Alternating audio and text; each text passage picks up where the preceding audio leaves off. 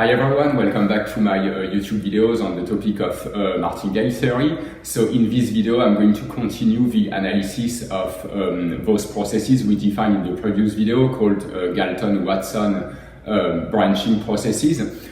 So I just quickly remind you that in those processes we basically keep track in discrete time of the size of a population, and the way this population evolves is based on two very important assumptions. One is something that I would call homogeneity, the other one independence. So this means basically that if the random number of offspring produced by all the individuals are described by random variables that are one, that's the first item in the slide, that are identically distributed, and we are going to call pk the probability of k offspring, and the second point says that those random variables should also be independent.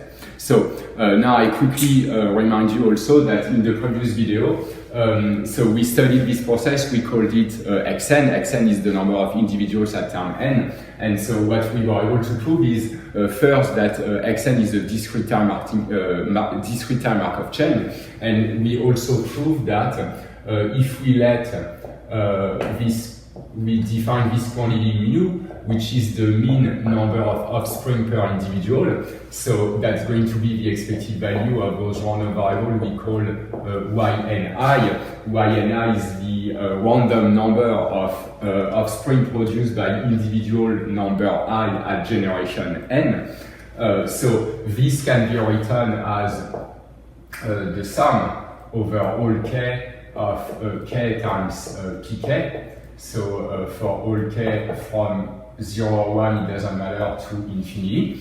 So defining this quantity, we were able to prove that the process xn divided by mu at the power n is a martingale.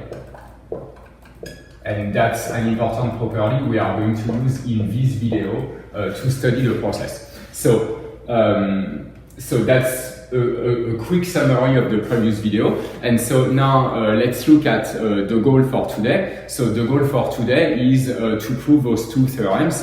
We are going to study two different cases, the one that we call the subcritical phase, and another thing that we call the critical phase, corresponding to mu strictly less than 1 and mu equals 1. In those two cases, so the reason why I'm combining those two cases in the same video is because in those two cases we have extinction, and but still with different types of behavior. So the first theorem we want to prove is that when mu is less than 1, then we have exponential decay of the population, and so by that I mean that the probability that xn is different from 0, meaning that the probability that the population is going to survive up to time n at least, is going to be less than mu at the power n, which goes to 0 exponentially fast when mu is strictly less than 1. So that's the first theorem we want to prove. I'm going to quickly rewrite this statement. Just say that if mu is less than 1, then we have extinction, in the sense that the probability that the population makes it at least up to generation n is going to go to 0 exponentially fast, with n as n goes to infinity. N goes to infinity. So you see that indeed this event is exactly the event that at time n we still have some individuals.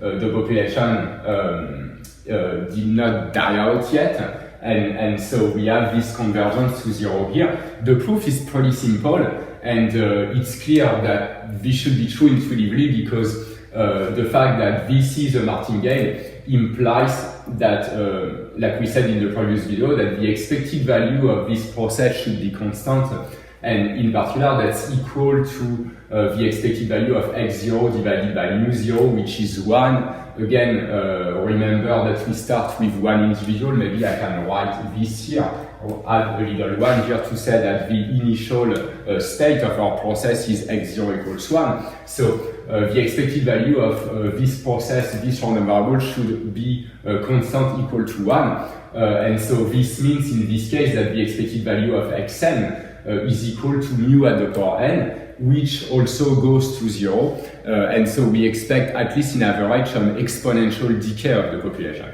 So this result is not surprising. And the way we prove this is, in fact, pretty easy. That's just one line of calculation.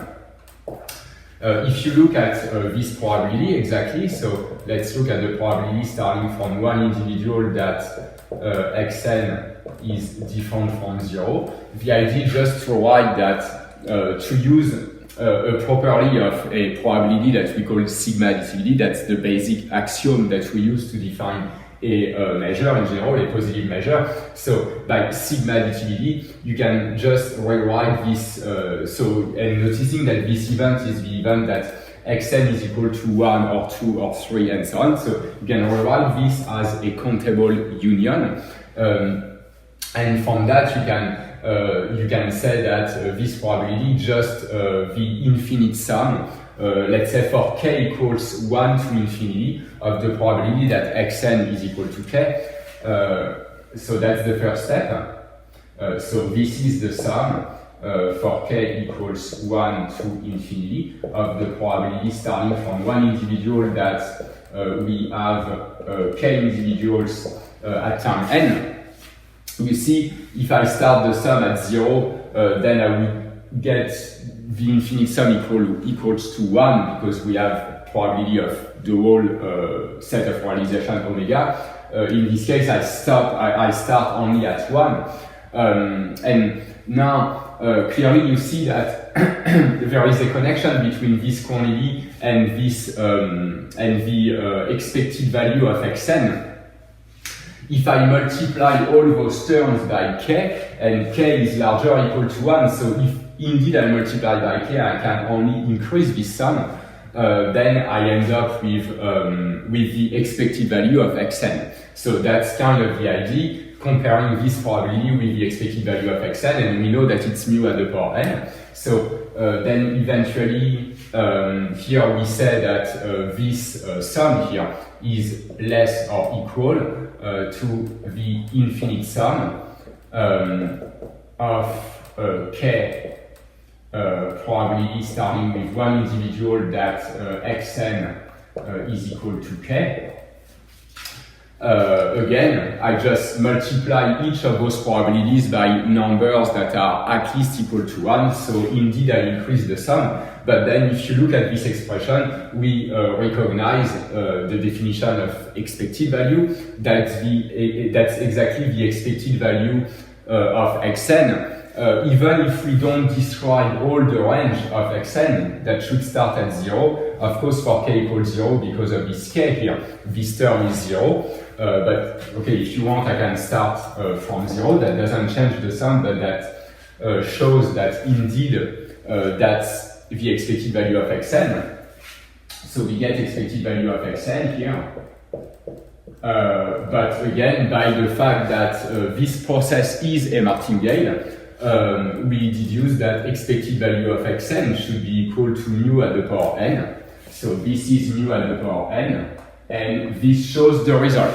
Okay, this shows the result because now we have that this probability is less than mu n. Because mu is less than 1, indeed we have convergence to 0, and the convergence is exponentially fast. So that shows the first theorem in our slide. So now let's look at the second theorem. The second theorem is a little bit more tricky, and there is something surprising in the result also. So now we assume that mu equals 1, and so mu equals 1 means that the process we are dealing with is now a martingale, and in particular the expected value of xn is going to be constant equal to 1, so that's not clear what happens.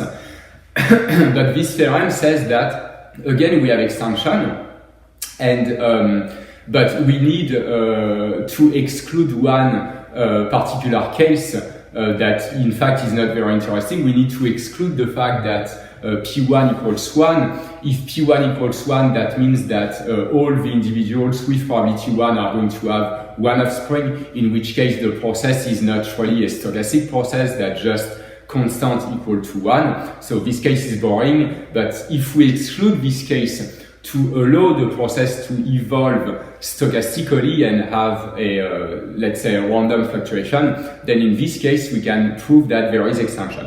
So the thing a little bit surprising in this result is that if you call t the time to extinction, then we have this first conclusion that says like this first conclusion that says that the probability that t is infinite is equal to 0. This exactly means that the probability of long-term survival, that the probability that the population lives forever is going to be 0. So that indeed says that we have extinction, but so the time to extinction is almost surely finite, in other words, but also we have that the expected value of this term is infinite.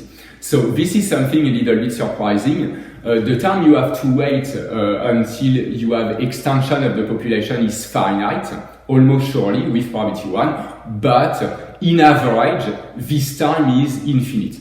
And I'm going to show you this result, not looking directly at the time to extinction, but looking instead at the total number of individuals in the process, and we are going to show some kind of dual version of this result, which says that if you look at the total number of individuals that in the process at any time, so you look at the cumulative number of individuals, then it turns out that this total number of individuals is going to be almost surely finite but infinite in average, and that is the same as the statement I just gave, looking at instead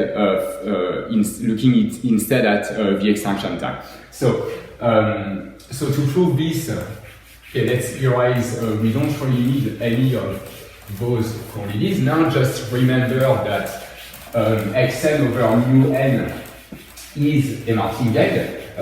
Then that means that when mu equals 1, xn itself is a martingale. That's the only thing we are really going to use. And so we want to prove that this theorem. So we assume that mu equals 1. We want to exclude the case where P1 is equal to 1. So let's assume that P1 is different from 1. So which means that individuals may have 0 individuals, 0 offspring or more than 1 offspring.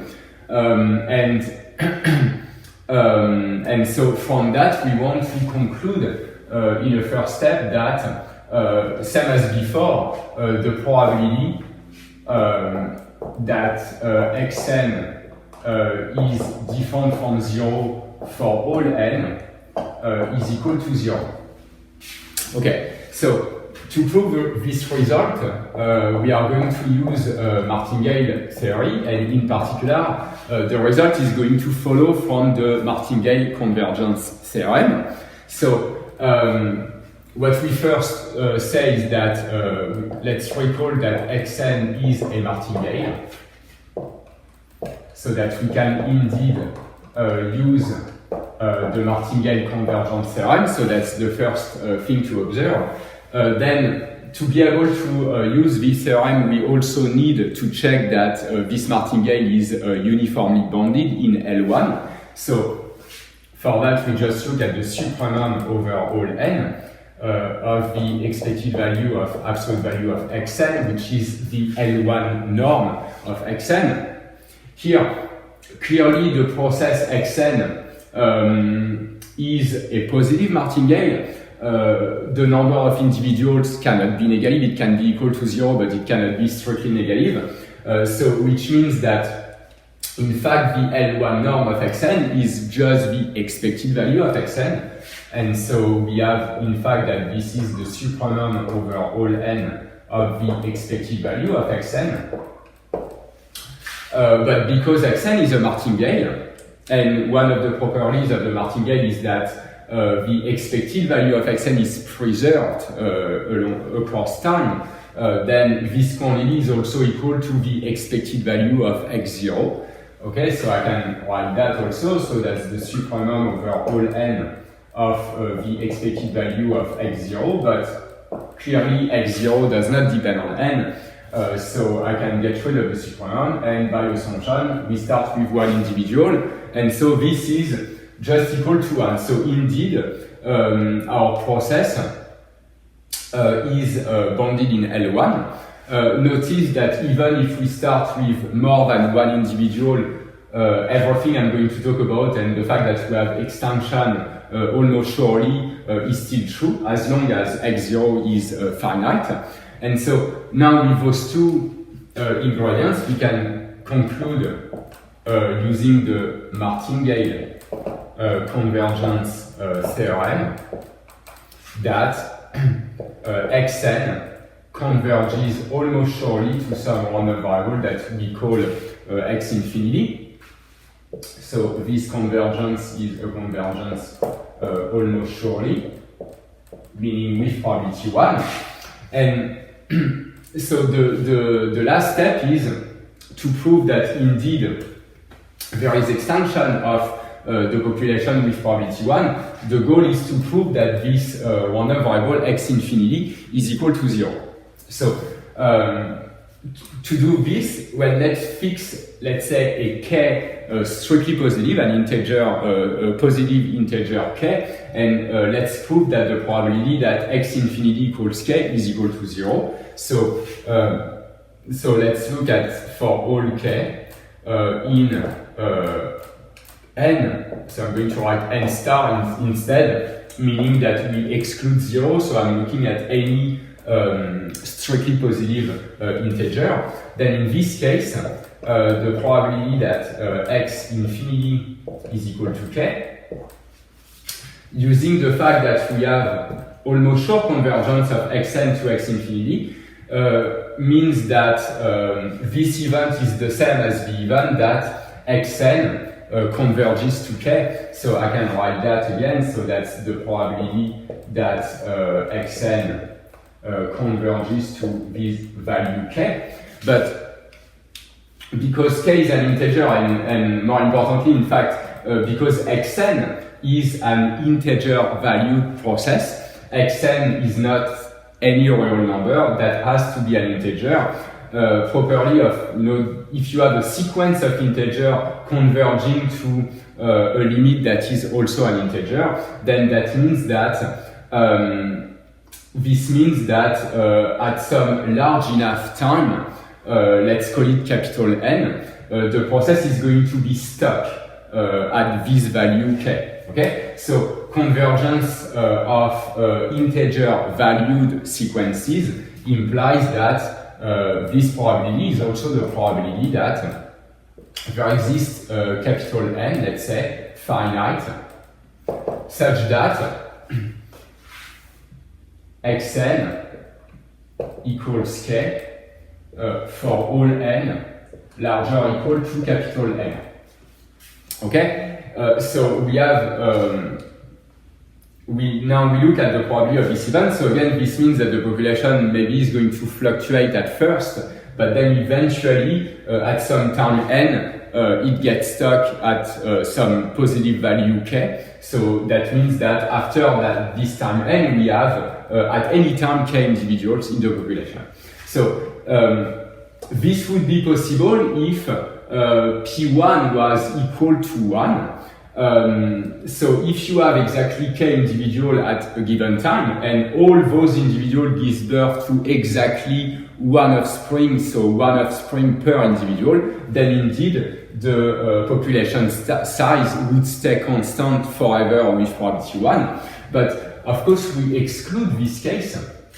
And so the fact that P1 is different from 1 means that, and we also have that, that mu is equal to 1, so the only way we can have an average equal to 1, expected number of offspring is equal to 1, if P1 is not equal to 1, is that we also need, of course, to have P0 strictly positive. Okay, so that means that there is a positive probability that individuals do not have any offspring, and so this implies that this event must have probability 0. So indeed, if you have at some time k individuals, and those individuals, they must sometimes, there is a positive probability that they have no offspring or that they have strictly more than one offspring. That's the two conditions we need if we have P1 different from 1 and mu equals 1, then that means that the population has to fluctuate. So it's possible that the process stays at this value k for a few generations, but it cannot stay at this value forever because eventually some of those individuals, maybe all of them, won't have any offspring and the population is going to crash, but it's clear that this event has probability 0. Okay, so due to random fluctuation again, and so this is equal to 0, and so this shows indeed that the process xn, which is an integer valued process, converges to almost surely to a random variable that must also be an integer. We saw here that the probability that this random variable is strictly positive is equal to 0. And so, conclusion, x infinity must be equal to 0 almost surely. And so we conclude that eventually xn goes to 0 almost surely, and this indeed shows that the probability that xn is always positive for all n should be 0. That would contradict this convergence here. Okay, so that was the first part of the theorem. So of course, when I studied the theorem, I used instead time to extinction, but you see that those two things are related. Saying that